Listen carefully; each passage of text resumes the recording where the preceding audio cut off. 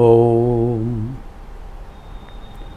तव कथामृतं तप्तजीवनं कविभिडीडितं कल्मषापहं श्रवणमंगलं श्रीमदाततं भुवि गृह्णन्ति ये भूरिदा जनाः।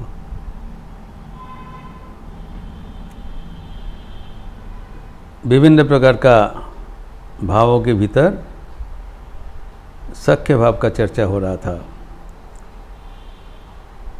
ठाकुर ने बताया भाव अवलंबन करते हुए ही भगवान को पुकारना चाहिए। उनमें से हम लोग देखे हैं कि सख्य भाव अति उच्च भाव है, दास्य भाव से भी आगे।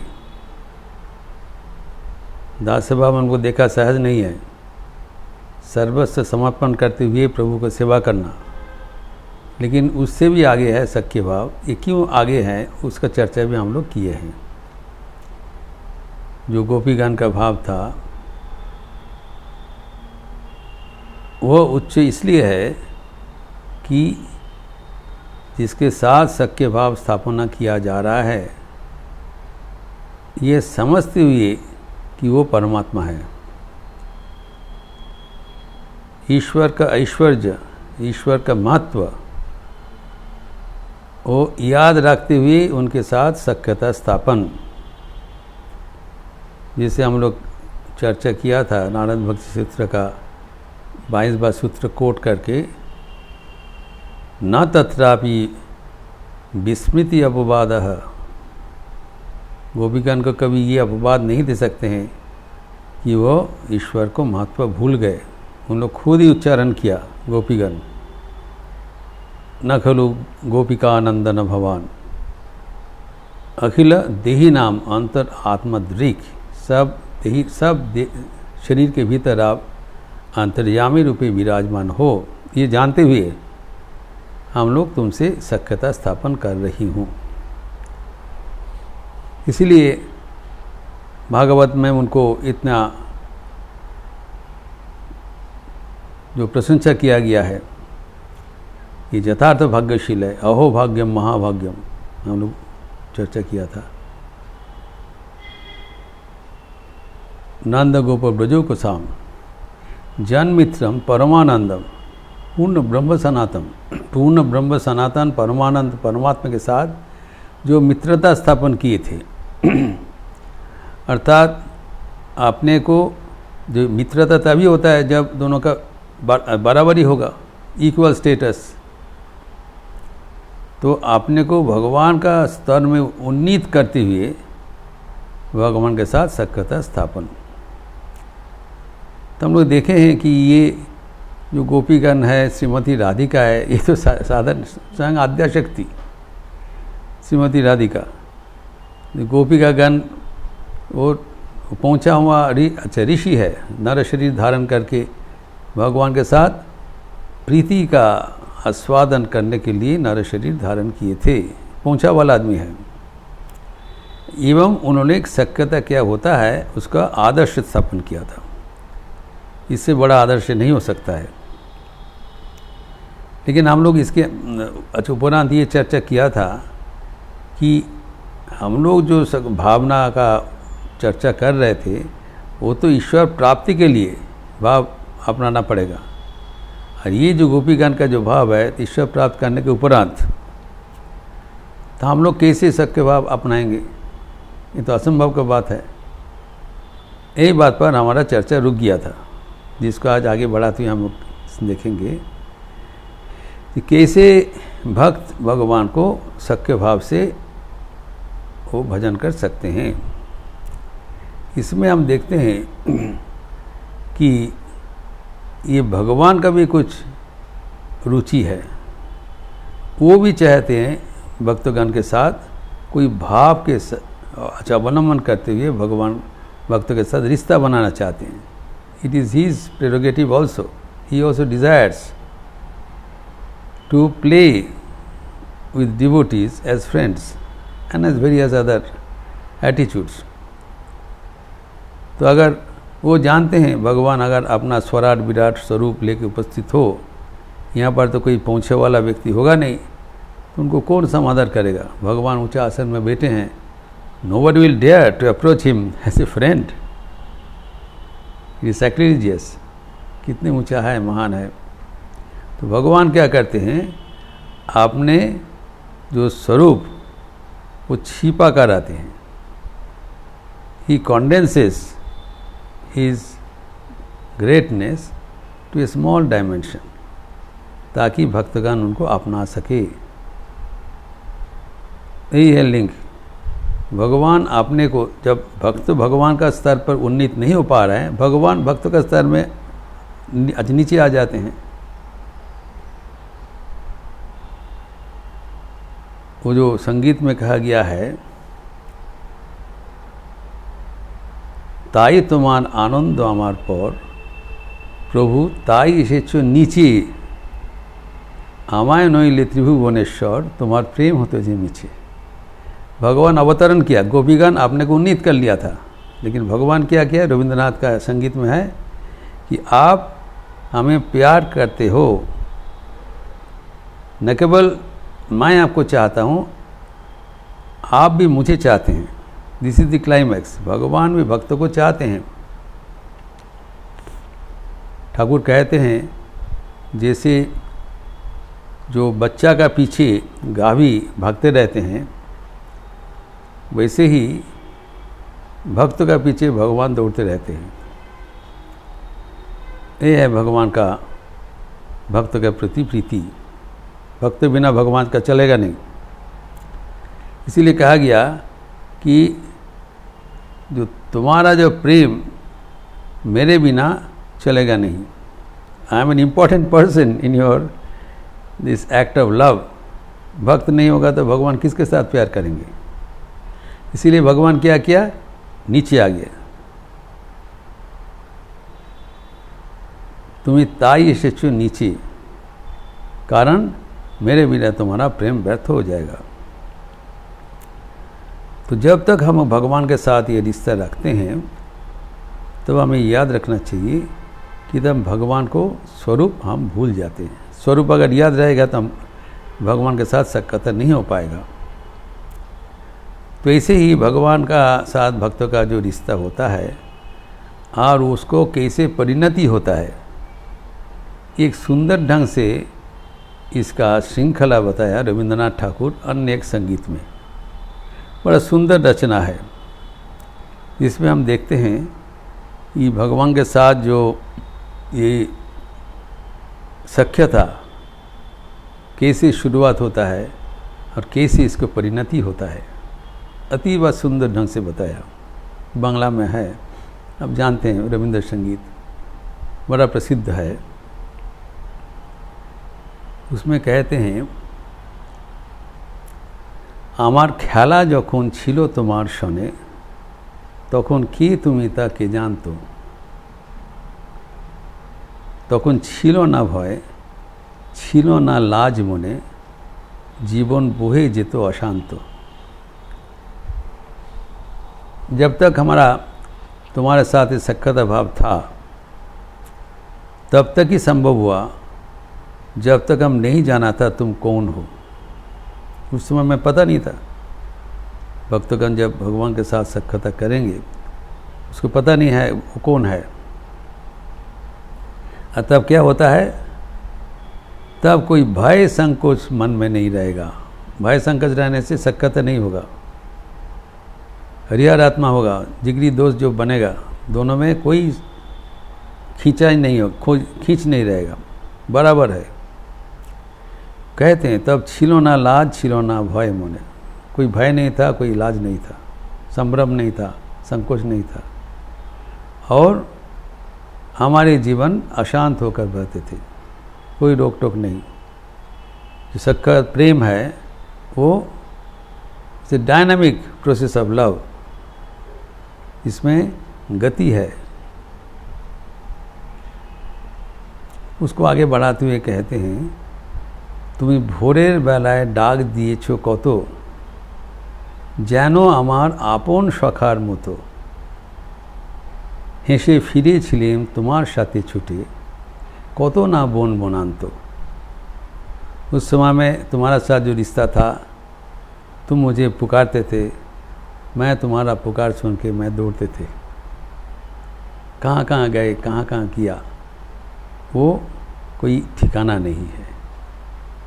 हम लोग का रिश्ता दूसरा किस्म था। और भी बताते हैं, वो সেদিন তুমি গাইতে যেসব গান, কোনো অর্থ তাহার কে জানতো, শুধু সঙ্গে তারি নাচতো আমার প্রাণ, জীवन বহে যেত অশান্ত। तो हमारा जो उस समय में जो आप संगीत प्रस्तुत करते हैं, मैं उसको समझता नहीं, सिर्फ उसके साथ हमारा दिल का सम्मिलन था और उसमें हमारा जो हृदय वो गतिमान हो जाते थे। हम तुम्हारा गाना के साथ मानो नाचते रहते थे। अभी क्या हुआ, जब ये खेल का पर्व समापन हुआ तब क्या कहते हैं, এখন খেলার শেষে आज की देखी छवि। खेला जब समापन हो गया, भाव के साथ संपर्क करते हुए जब भगवान को पहचान लिया, खेला संग हो गया। खेला तो एक उपचार था, साधन था, साधन एक लक्ष्य के लिए। जब खेलते हुए भगवान को असलियत पकड़ लिया, खेला संग हो गया। खेलार शेषे आज की देखी छवि। अब क्या दिखाई पड़ रहा है, स्तब्ध आकाश নীরব শশী রবি, তোমার পানে নয়ন করি নত, ভুবন দাঁড়িয়ে আছে একান্ত। तुम्हार जो चरण है, तो अभी स्तब्ध आकाश नीरव शशि, इतने जो चंद्र तारिका पूरा सृष्टि चरण पाने नयन करिरो, तुम्हारा चरणों में आनत होकर, स्तब्ध होकर उन लोग अपेक्षमान है। भुवन दाड़िया चे एकांत, आपसे अलग होकर, अभी अलग हो गया, एकांत हो गया। पहले मिला हुआ था, अभी मिलने का अवसर नहीं है।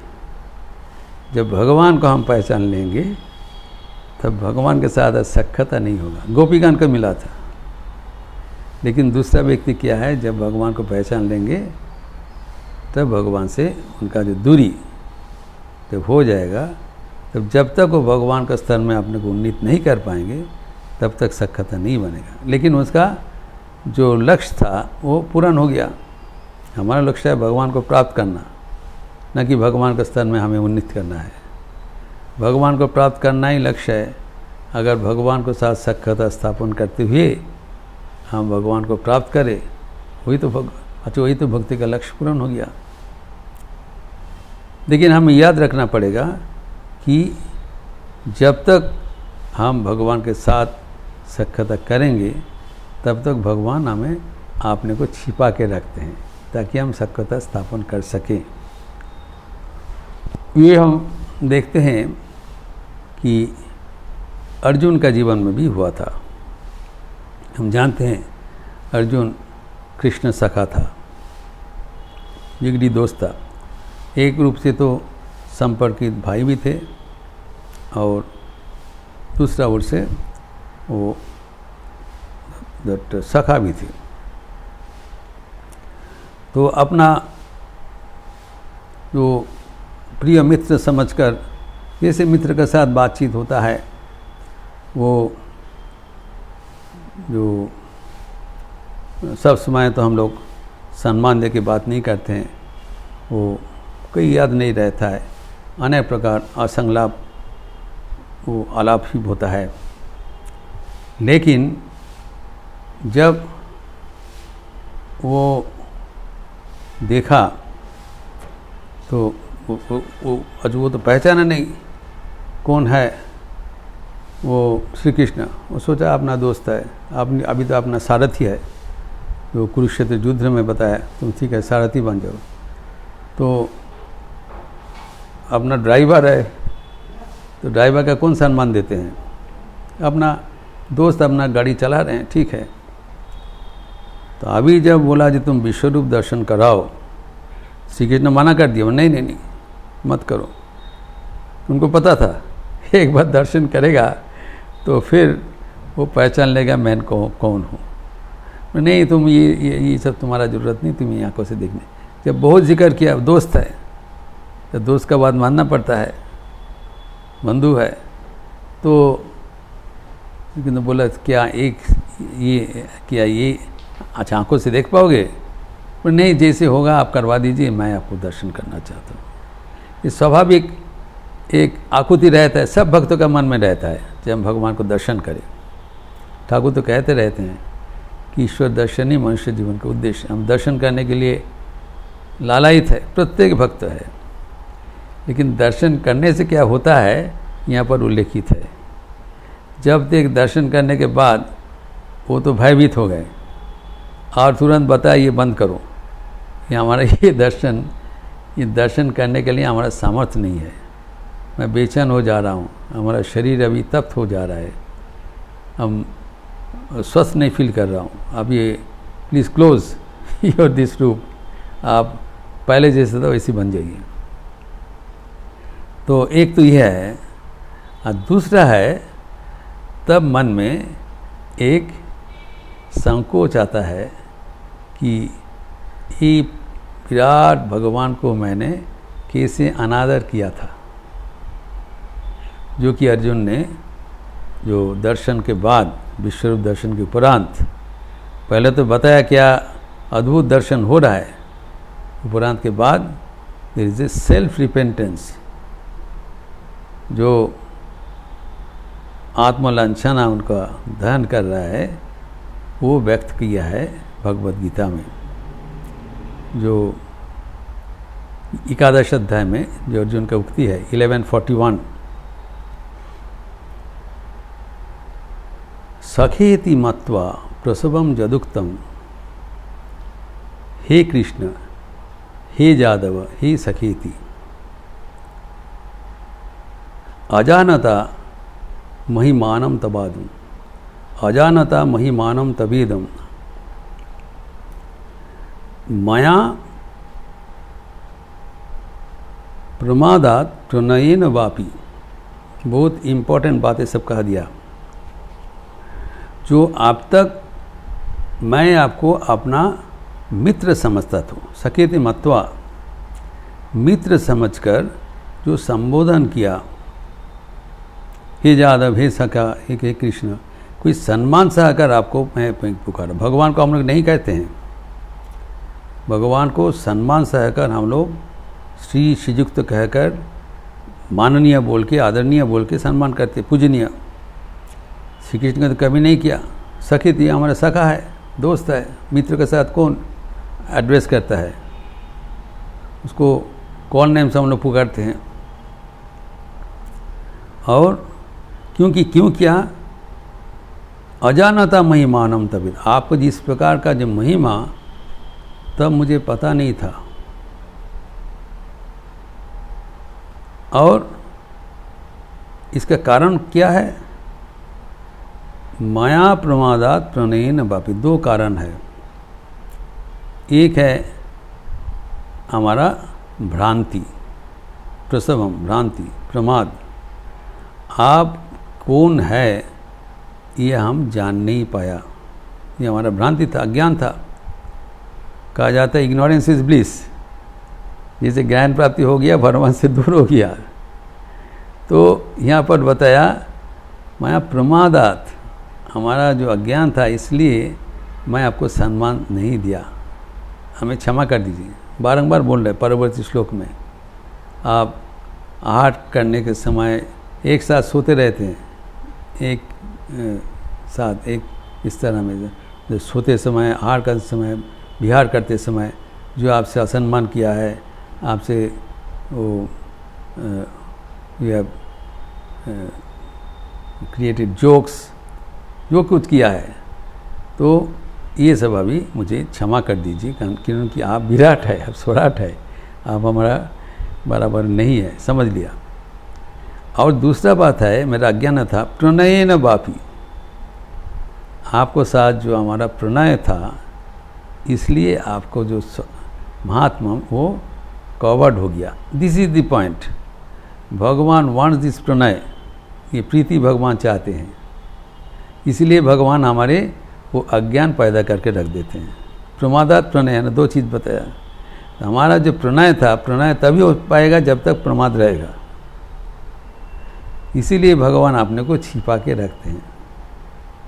तो कौन के तुमिता के जान तुम, मैंने पता नहीं था, आपने को छिपा के रखा। लेकिन जब खेला समापन हो जाएगा, हम आश्चर्य होकर देख रहे हैं, अभी तो आप इतने महान हैं, सब आपसे दूर होकर हाथ जोकर नतमस्तक में खड़े हैं। तो अर्जुन का जो विलाप है, यही है भक्तगण का, जब भगवान के साथ जब तक उनका महात्मा हमारा अज्ञान रहेगा, तब तक हम सख्य भाव स्थापन कर सकेंगे। इसीलिए भगवान comes down to our level and establishes a loving relation with us. यह है सख्य भाव का माधुर्य का भाव है। तो हमें जो भी भाव पसंद है, उस भाव से भगवान के साथ मिलना चाहिए। और कोई भी भाव का परिणति जब होगा, तब भगवान और भक्त का असलियत जो रिश्ता वो खुलासा हो जाएगा। अभी हम लोग देखेंगे कि भगवान जब अवतार रूप से आते हैं, तब प्रत्येक भाव का एक एक के साथ रिश्ता बनाते हुए उसका एक उदाहरण देते रहते हैं। कोई कोई अवतार में कोई कोई भाव का प्राधान्य होता है। जैसे हम देखते हैं कृष्ण अवतार में जो सख्य भाव और मधुर भाव एवं वात्सल्य भाव का बड़ा उदाहरण हुआ था वृंदावन में, जबकि अन्य अवतार में इतना ज़्यादा नहीं। राम अवतार में गुह के साथ रामचंद्र का सख्यता था, लेकिन कृष्ण अवतार में जैसे विशद रूप से उनका लीला वर्णित हुआ, और अन्य अवतार में नहीं। जो चैतन्य अवतार में भी उनका शाखा नित्यानंद थे। अभी हम देखते हैं श्री रामकृष्ण अवतार में इस सख्य भाव का ज़्यादा विशद रूप से उदाहरण नहीं है, लेकिन सुप्त रूप से उनका सख्य भाव भी था, जिसके विवरण हमें मिलता है। वो भी बड़ा रोचक प्रसंग है, जो श्री रामकृष्ण के साथ सख्य भाव स्थापन करते हुए आनंद उठाया था। इसका विस्तार हम अगले दिन करेंगे। ओम शांति शांति शांति। हरि ओम तत्सत। श्री राम कृष्णार्पणमस्तु। अच्छा रहिए, स्वस्थ रहिए, आनंद में रहिए। नमस्कार।